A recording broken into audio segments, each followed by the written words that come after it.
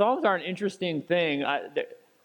I find I'm one of those guys that sometimes doesn't pray well, which is like maybe not a great confession when you've planted churches and pastored people, and but sometimes I've always kind of found prayer difficult. The words are difficult. I'm a fan of written prayers, and the Psalms have been used for that. And there was a guy once that asked me. Asked me a question about prayer, and he's like, "Man, I just struggle with my prayer life. My prayer life is not good." And I said, "You should read the Psalms. Like that's what you should do. You should go and read through the Psalms every day. And if you want to pray and you're having difficulty finding the words, pray some of the Psalms." And he came back a while later and said, I did what you said. I went and I read the Psalms, and turns out I think David's bipolar. He's like, those are the weirdest thing. You want me to pray like that? He's like, that you have this guy dancing around with a harp and a sword, and he has the highest highs and the lowest lows I've ever seen. And I said, well, I mean, I don't know. Maybe I have a problem. I really relate to that. I decided to do Psalm 23 today because it's a psalm that everyone knows. And one of the things I like to do is I like two kinds of passages to speak on. The really weird ones that nobody ever talks about, and the ones that everyone always talks about.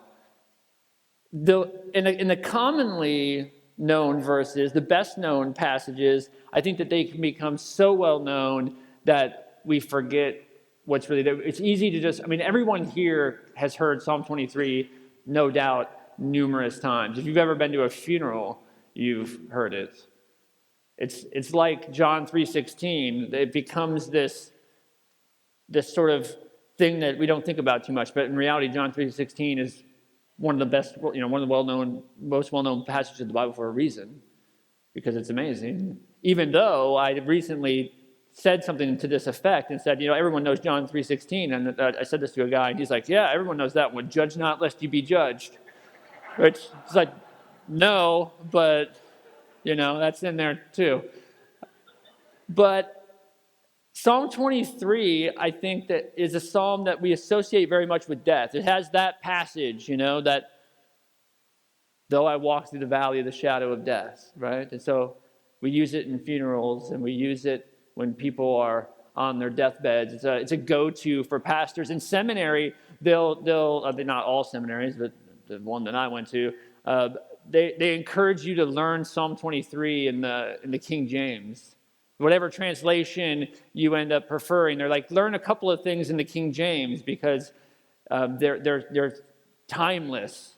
Learn the Lord's Prayer in the King James and learn Psalm 23 in the King James, because when you're on someone's deathbed, that's how they know it.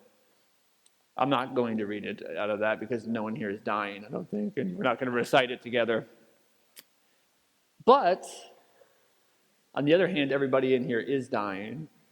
And at Psalm 23, I don't recommend that you save Psalm 23 for your deathbed, because I don't think Psalm 23 is about you on your deathbed. I think it's applicable to you on your deathbed, but it's applicable to the life of the Christian. Psalm 23 is about the life of the Christian. So I'm going to read it, and then I'm just going to walk through it after I read it. We're going to walk through verse by verse and kind of pull out what is being said here. And I think that maybe there's some things that maybe you haven't thought about in there, and maybe some things that we have thought about that we've forgotten. David says this, "The Lord is my shepherd, I shall not want. He makes me lie down in green pastures. He leads me beside still waters. He restores my soul. He leads me in paths of righteousness for his name's sake. Even though I walk through the valley of the shadow of death, I will fear no evil, for you are with me. Your rod and your staff, they comfort me. You prepare a table for me in the presence of my enemies. You anoint my head with oil, my cup overflows. Surely goodness and mercy shall follow me all the days of my life, and I shall dwell in the house of the Lord forever.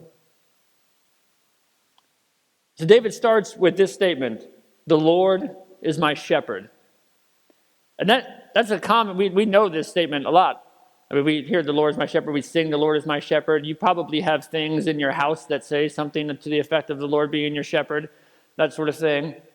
But that statement is actually pretty profound because the word Lord here is in a lot of translations, you'll see it's all caps. This is about Yahweh. This is about God Almighty is my shepherd. And those two things, that's a radical statement because what it's saying is that the God who is full of might and power and majesty is my shepherd. It is the mingling of something that is mighty and something that is humble, that the Lord, the creator of heaven and earth, the all-powerful, the sovereign, is your shepherd. That's the high and the low coming together. It's mighty and humble in concert. Might and humility in concert with one another. This is God. And because the Lord is my shepherd, David says, I shall not want. And then the rest of the psalm, he's going to go kind of through this list of things he shall not want for. Now, what this isn't saying is this. You hear, I shall not want. This is not, the Lord is my shepherd, so I'm going to try really hard not to want things. It's not a shall like the Ten Commandments, like you shall not covet, you shall not want. He's saying because the all-powerful creator of heaven and earth is his shepherd, he will not want. He will not be without. But what will he not want for? What will he not lack? What will he not be without? Well, this is what David says the Lord, being his shepherd, provides for him. He makes me lie down in green pastures. That is, that God will make you rest. I like the way that's phrased too. He makes me lie down in green pastures, which means that he brings you to green pastures, a place of rest. And you can either lie down there or you can be made to lie down there. He makes you lie down there. So you can either say this is a place of rest that I want to be, or sometimes he just tackles you down into that rest. You're lying down. He promises and provides rest for us, rest for our souls. And he goes into that. How is that going to come about? What are these green pastures like? Where's that rest like? How does it play out? Well, he says this, he leads me beside still waters. He restores my soul. Now, I'm a little bit of I've been accused of and been called this. I think it was supposed to be an insult, but I took it as a compliment. Somebody was like, you are a hyper-sacramentalist. I'm like, well, thank you. Appreciate that. God leads you beside still waters and restores your soul. When God restores something in conjunction with water, your mind ought to immediately go to baptism. Baptism is something that the church fathers, for the longest time, referred to almost unanimously as the lather of regeneration. It's the lather of restoration. God, from the beginning, uses water to create things, create new things. He does this at the very beginning where you have the Spirit of God hovering over the water, and God brings forth all of creation through it. And David says that he will be made to lie down and rest. And this will happen via this water, this soul restoring water. Think about this too. And this isn't sort of like this one-time shot. Like you might say, well, I've been baptized, great. but that he is ever sort of leading you by your baptism so that you can know that you can rest. Luther used to do this thing where he was a man like many of us who struggled. His conscience was very vexed. He struggled with assurance. He struggled with this idea that God was probably not just displeased with him, but mildly disgusted with him. And when he would be up at night being tormented, he would write this phrase down on a big stone table. He would write, "I am baptized," over and over and over again. Not "I was baptized." I am baptized. It's like this. I don't say that I was married because I went to my wedding. By the way, if I did that, I would be was married. But what you say is I am married. I am baptized. It is a current, present reality. That soul-restoring water combined with the power of God in the name of God still is on me. I love the language of St. Peter when he talks about baptism and he says, baptism now saves you. That's present tense. Not baptism. Peter does not say, baptism saved you. He says, now saves you. It's saving you right now. Even though it happened back whenever it happened. So he promises in the psalm, you have David say that the promise of restoration for your broken soul, bringing you to rest. And then he goes on after that and says, he leads me in paths of righteousness for his name's sake. So after you've come to this rest, you've come to this water, your soul's been restored, you are then led in paths of righteousness for his name's sake. You are led. That's very comforting. Like a shepherd leading you. You are not set out on some path of righteousness on your own. Like this is a way we think about this sometimes. That the Christian life is sort of God sending you out to just go be righteous, go get sanctified, go be like Jesus, all by yourself. But it's not. You are led in paths of righteousness. You're not by yourself. You never leave Christ. You never leave the shepherd. I mean, you do. But that's not the way it's supposed to be. You are not sent out to go become Christ-like and godly and righteous. You are led out. You're following Christ. He is making the way. I think when we think about the Christian life and a path of righteousness that you might be trying to walk down, and I think that we're all trying to do that. We want to be like Jesus. We want to be godly. But we kind of think that justification was God's deal. I mean, we're all good monergists here, I hope. That's God's. God's going to save me. He's going to do that. But sanctification, that's kind of like, that's on me. So God's part is the saving me part, and then like the being righteous and the right living, that's the me part. It's not exactly how it works. I think it's more like this. Being led in a path of righteousness. I recently was on an airplane because North Dakota is far.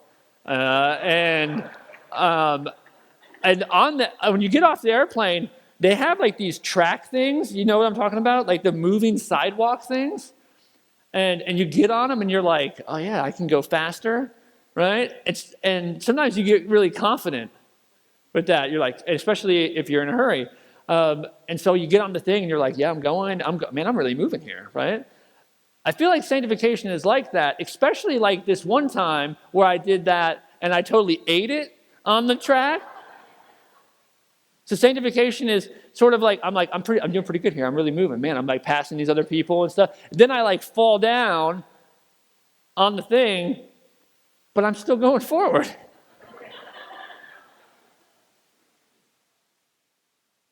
So God is the thing, and I'm on it, and like there's gonna be some times, but like who's really doing the work here? I mean, yeah, I'm on the thing. Yes, I'm moving my feet, but even in my failure, God is somehow working it to where I'm still getting to where I need to go. I'm led in a path of righteousness. I'm led to that destination, and that destination is, as we see, dwelling in the house of the Lord forever. We will get there.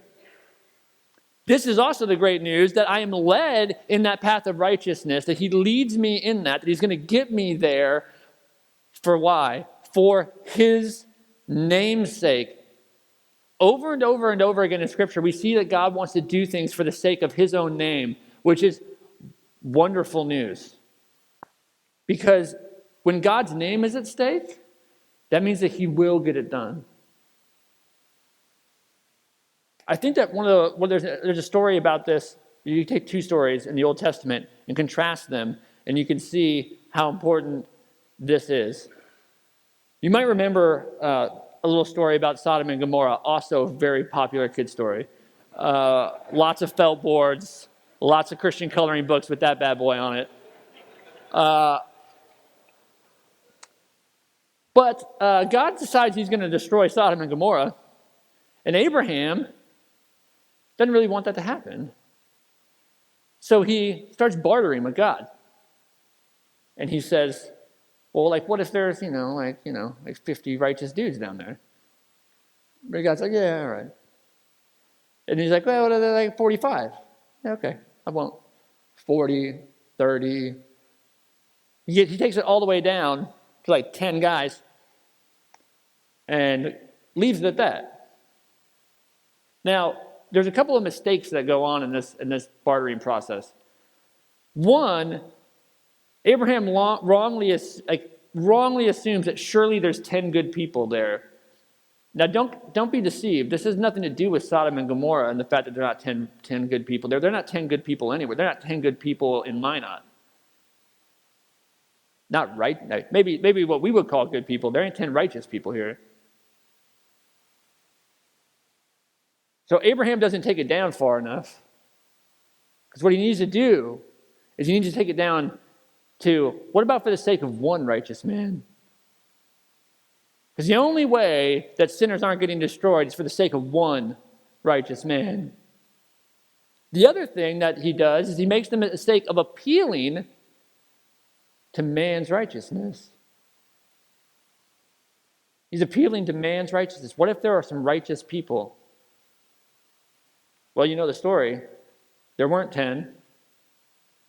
God got Lot out of there, and he destroyed the place. Now, this happens again with Moses later on when he's got the Israelites in the wilderness, and they're doing this golden calf business, and Moses comes down, and God's like, all right, that's it. I'm destroying everybody, and we're starting over with you. I believe that Moses recalls this. He's about to be in a bartering. He's about to barter with God. Him and God are about to have a dialogue, and he knows about this Abraham dialogue, and he's like, that didn't go down good. I'm going to switch this up. And what he does then is he's like, don't do it. You're right. Those people are a hot mess. The word righteous people does not come out of his mouth. He is not like, well, what if there's Aaron's pretty good? No, Aaron's out there fashioning the thing.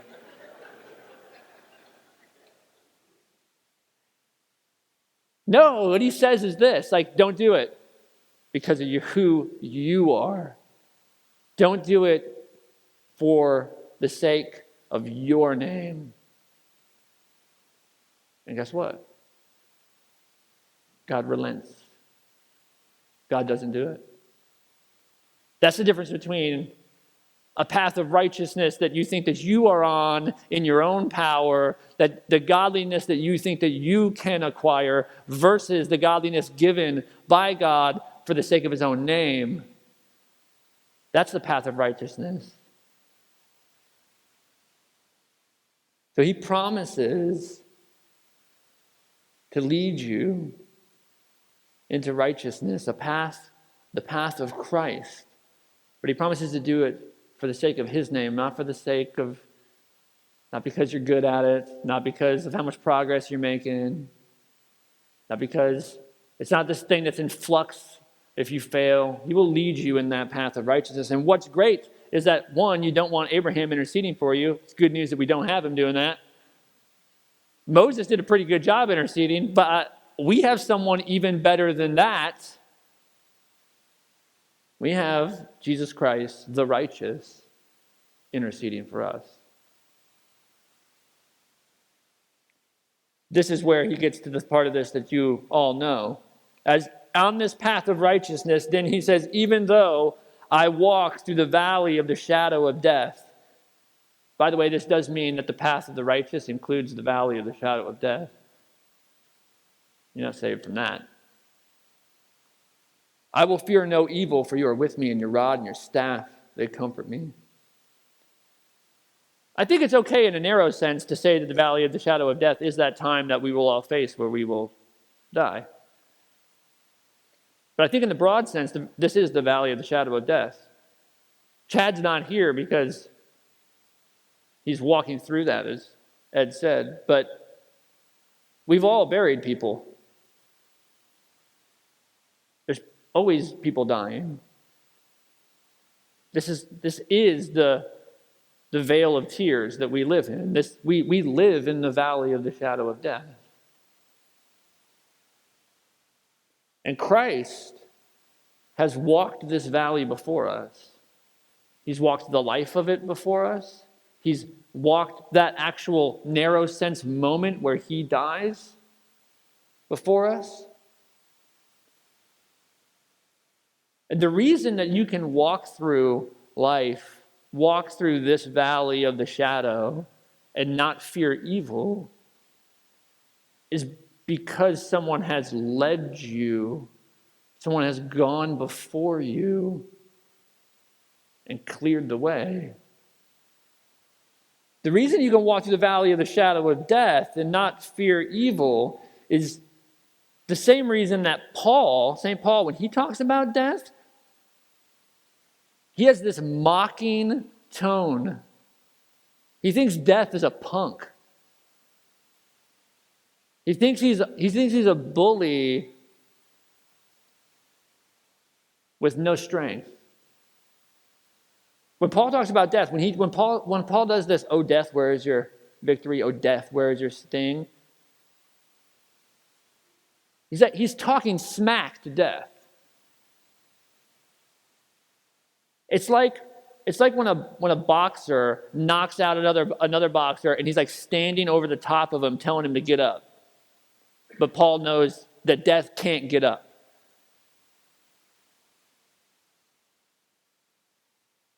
So Paul looks at death. He mocks death.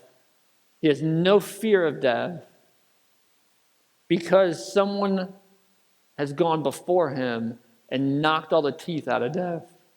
Doesn't mean that we won't die. It just means that death is not final. I know you guys are probably super into post-hardcore music. I was in one of those bands for a while before I learned that you couldn't make any money doing that. But there is a great band, if you are into that, called My Epic. They have this great line. They talk about death.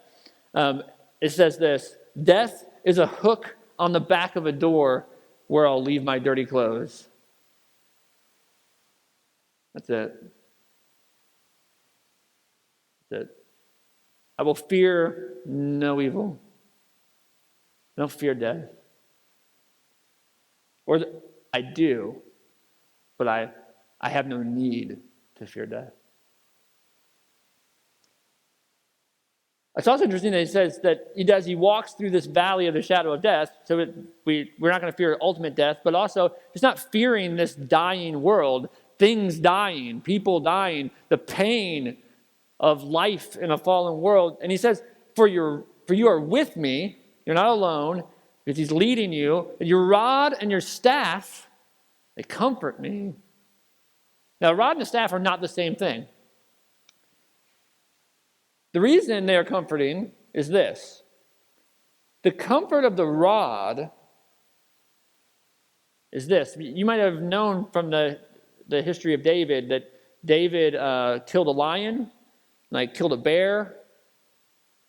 He was a shepherd. The Lord is his shepherd. David was a shepherd.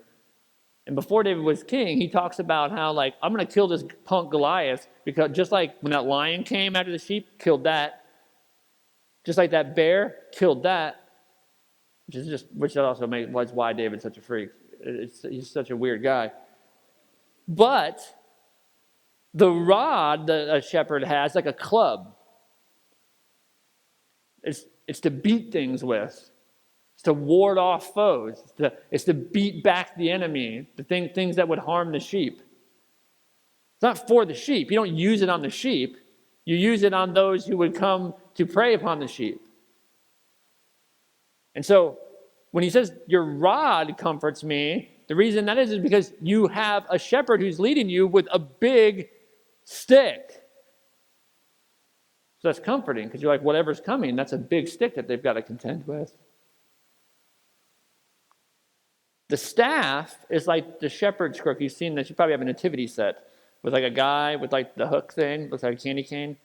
That's the staff, and that is perfectly shaped. The reason it's shaped like that is because sheep do sheepy things, and what those sheepy things are is prone to wander. They don't stay where they're supposed to be. And what they do is those things are made to hook you right around the neck and bring you back over here. It's not made to hit you with or beat you with. It's made to hook, bring you back over here where you need to be. So the staff brings back the wandering sheep. And that's a comfort. So you have the rod of God, which, by the way, the rod of the Good Shepherd is the cross of Christ, who beats back all your enemies of sin, death, and the devil. And the guiding shepherd staff of the word, hearing the gospel, bringing you back from your wandering. He then goes on to say that in the midst of that, on this path of righteousness, in this being guided along, that you prepare a table for me in the presence of my enemies. You anoint my head with oil, my cup overflows.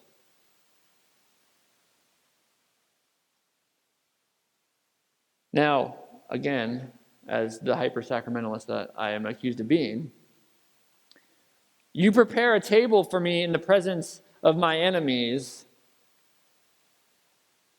works like this. The table of the Lord, the Lord's Supper, prepared in the presence of your enemies. And that's not like the guy who doesn't like you. It's not in his presence. It might be in his presence. He might go to church with you. But what's going on here is that you have the supper of the Lord. You have a table prepared in the presence of your enemies of sin, death, the devil, and yourself. Sometimes when I have a table prepared in the presence of my enemies, that's just in the presence of me.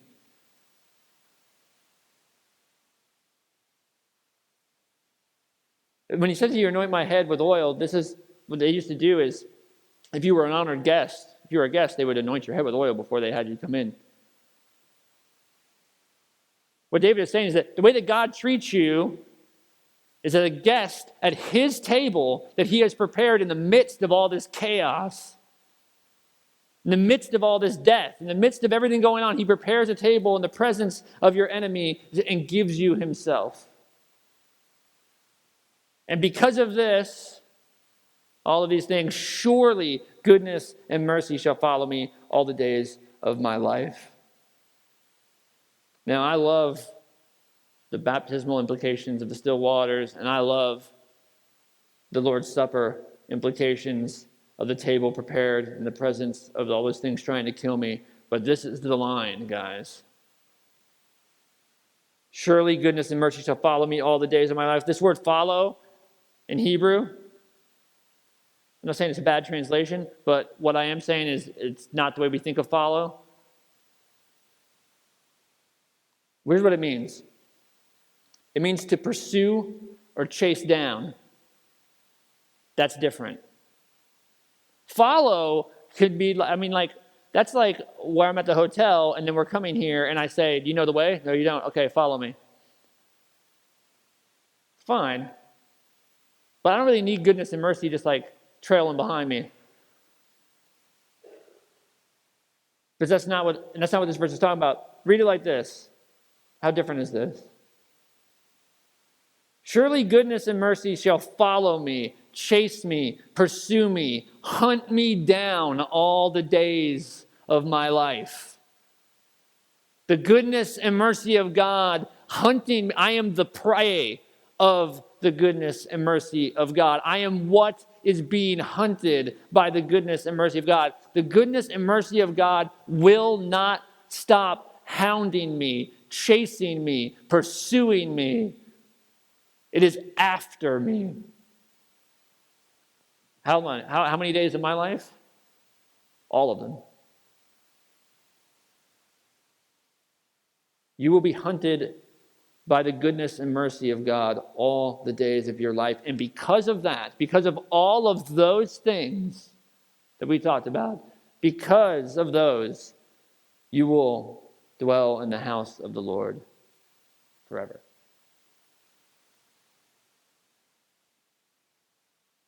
The grace of God is a stubborn thing.